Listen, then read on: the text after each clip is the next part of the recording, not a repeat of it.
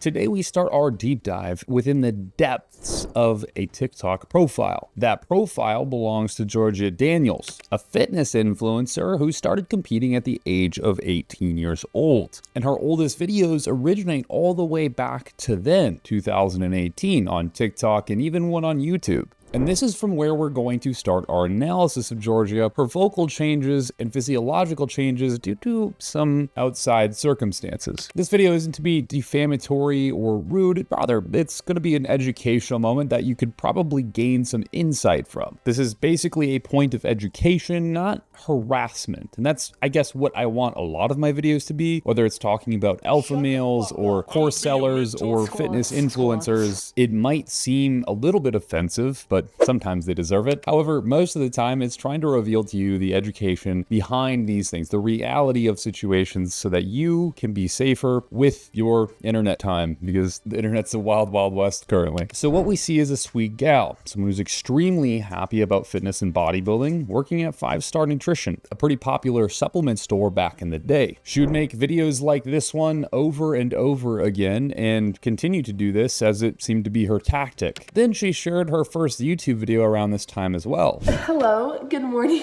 I have been wanting to start a YouTube channel for a really long time, so I thought since today is a pretty free day, I would start it today. It's basically just going to be a vlog of what I need to do as a bikini competitor for where I'm at right now. So kind of like a day in the life of a bikini competitor on prep for competitions. And before I continue this video, please subscribe. I'm trying to get to 20K subscribers and I need everyone here to help me get there. If you all just click subscribe, we'd get to 20K by tomorrow, but unfortunately that's never going to happen. Also, if you need free help for fitness programs, nutritional programs, guidance one-on-one, we have a free link down below. It is literally free. You can click it, sign up, and you'll enter a community where we have free workout programs, nutritional programs, and so much more. Back to the video. Now, when she started to post about herself, speaking in her own voice on TikTok, talking about her bodybuilding journey, this is when she started to gain virality. In this video, for example, people were calling her small and she was trying to defend herself. So one of my videos did a little good and people are commenting that I'm small, and that is totally opinionated, so I'm not gonna hate you because you think I'm small. I asked him, I said, hey, what will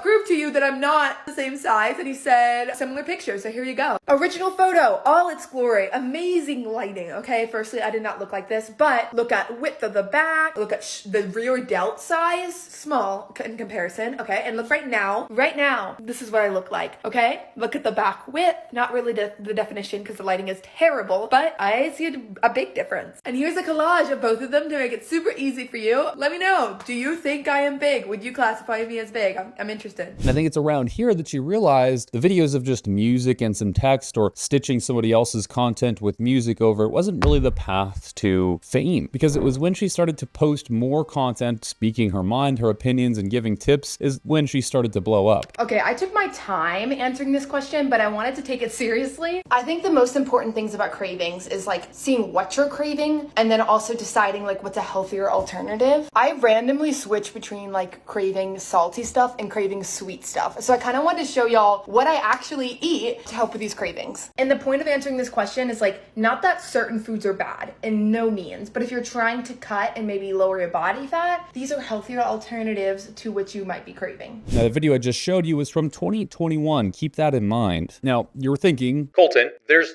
nothing crazy about this female. There's nothing irrational, crazy. We're not seeing her sell a course. We're not seeing her abuse steroids live on TikTok. But I promise you, we're just getting started. Let's just fast forward to one of her most recent videos. Okay, I'm gonna get emotional for a second. I don't care. I was watching back that video and just thinking about it, and how crazy is it to think that social media, literally, it was social media, allowed me to meet all of my closest friends, allowed me to find a passion, a hobby that I love, find a job that I love and I'm passionate about and I feel like it's not working. Like, what a privilege, right? I think it's so crazy. As you can see, her voice doesn't sound anything like it sounded before. Let's try this again just to make sure you can catch this. So one of my videos did a little good and people are commenting that I'm small, and that is totally opinionated, so I'm not gonna hate you because you think I'm small. But I asked him, I said, hey, so what will prove to you that I'm not the same size? And he said, a similar picture, so here you go. I am 30 pounds up from my bodybuilding show in June. How have I learned to accept my body in the off season? Featuring the pro tan, because because I'm literally getting on a bodybuilding stage tomorrow for the Angel Fashion Show in an actual bikini, 30 pounds up. That I never thought that was gonna happen. However, somehow I'm honestly very excited and not at all nervous. So let's talk about it. So a lot of people ask me to teach them how to flare their lats, and I did not know for a really long time. So I'm gonna try to describe how to do it right now. So of course you cannot do this if you don't actually work out your back. But when I used to flare my lats, like I would just do this and my lats don't pop out like they do like this. It is your girl's first time in South America. We're in Rio, in Brazil. So we have to try some of their protein bars and rank them. We're gonna start with Bold. I've heard some great things about this. Okay. I think this is like cookies and cream. It tastes almost exactly like the Covered or the Quest protein bars, the cookies and cream. I think it tastes exactly like that. That is one of my favorite protein bars. Fire. Do you hear that? What we're hearing is her voice changing octaves, and this happens from vocal fold thickening. Basically, when introduced to androgens or male hormones, a female's vocal folds thicken, deepening her voice. This can happen endogenously in the human body through disorders like PCOS, but mostly it happens to females when taking anabolic steroids. And it turns out that's exactly what she's done. Just because I'm not scared to talk about it and I feel like people don't talk about it enough, let's talk about my voice and it being quite a bit deeper than when I started social media. I started my first prep at 18, which means I posted my first YouTube video. This was for silly goofies, just so I could have it kind of like for me to look back on. But I posted my first YouTube video at 18 when I started my first prep, and I just turned 19. I am 25 now, so there's quite a big gap. So I find when people are comparing my voice, they're often looking at like my 18-year-old self to my 25-year-old self. Yes, my voice is deeper because of that. So I want to emphasize that is like the customer service voice and the child voice from when I was like 18 or 19 is of course going to be different, and I feel like it should be. However, obviously I'm very open that I'm not natural. I do take performance enhancing things, and it does deepen my voice. I'm not gonna lie, I never thought I was gonna talk about this. One thing with my coach now, Brandon, he takes a very moderate approach when it comes to like things like that, because there's no rush to stage, and hopefully y'all can see that I'm not at all rushing. Like I feel like every off season that I do is like a year. So we do small dosages, very moderate. That's kind of also why I stay in bikini, because it's just I want to keep the feminine voice and figure, right? However, with my past coach, I did a cycle that I do not believe is what it said it was, and during that time my voice drastically dropped. Very much so. And it's just kind of something that comes with the territory that you're never going to be 120% sure you're getting what you say you're getting. And obviously not to say that I deserve anybody an explanation. I just think it's not just kind of a risk people talk about enough sometimes. Yeah, I didn't feel like finding the comments to respond, but I do know my voice is deeper, and you know what? I feel like it's a little sexy and sultry.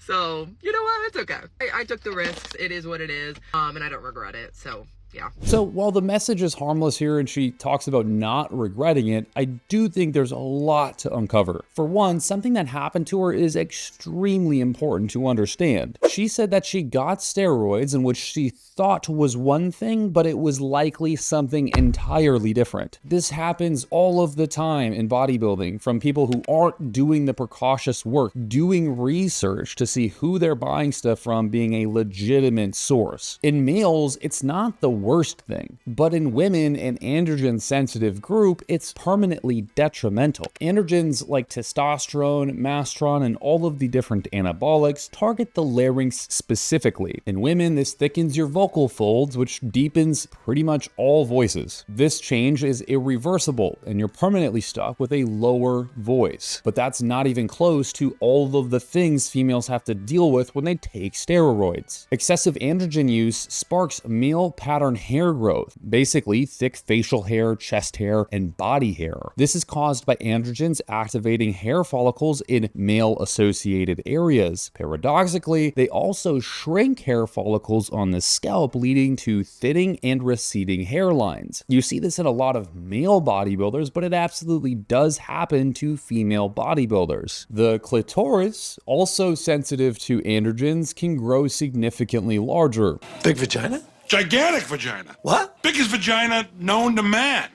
Huge! Condition called clitoromegaly. The change, unfortunately, is permanent. For women, anabolic steroids aren't just a bit risky, they're biologically hacking their system in ways that can't be undone. And for Georgia, she thought she was getting something called Anavar. This is a female oral steroid, or it's labeled as a female steroid for no particular reason outside of the fact that that's what's been perpetuated through our cult for the past decade over decade over decade. It's not a female steroid, it's a male hormone, just as worse as all of the rest of them. It's basically going to masculinize a female just as much as testosterone would, or Dbol, or any other compound. However, things are much more dose specific with Anavar, because Anavar you can easily take at 2.5 milligrams a day, which can be an extremely effective dose for females. However, other steroids like Dbol, another 17-alkylated steroid, or Anadrol, another 17-alkylated steroid, come in much higher milligram doses.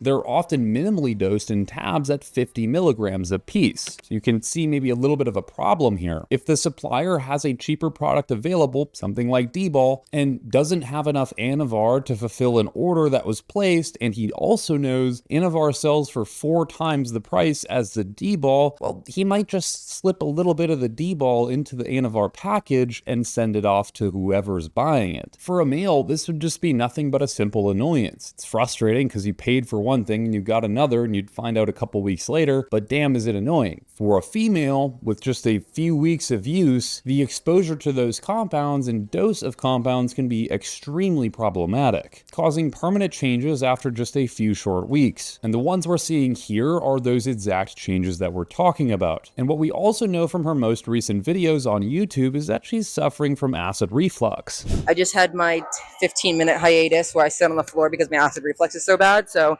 now that we had that break, now we're getting back to our workout. This is also very, very common when using 17-alkylated oral steroids in your regimen. Specifically, Anavar uniquely does this. You see it time and time again within the general populace who do abuse steroids, because it seemingly does simultaneously affect the liver as well as cause issues with bile acid production or stomach acid production. And a lot of people think that the Anavar tablet is going to be metabolized by the kidneys, but excretion and metabolism are two different things. Dr. Dean St. Mark did a really great post on this, but it's kind of ironic we think that just because Anavar is excreted through the kidneys like every other anabolic steroid that you orally ingest, it's metabolized there, but it's not. It's still going to go through your hepatic system like any other oral steroid. But there's more to this as well. The lower esophageal sphincter can be affected by steroid use. Basically, steroids affect smooth muscle reactivity in that lower esophageal sphincter, leading to the relaxation and gastric acid passing by, coming back up your esophagus. And I could go on and on and on about the mechanisms behind 17-alkylated steroids causing acid reflux, but these are just some of them. So from my point of view, clearly she hasn't stopped taking steroids. I don't think she's planning on stopping taking steroids because she wants to compete and she has absolute ability to do whatever she wants with her body. So I respect that. However, I do think it's a cautionary tale to tell. Too many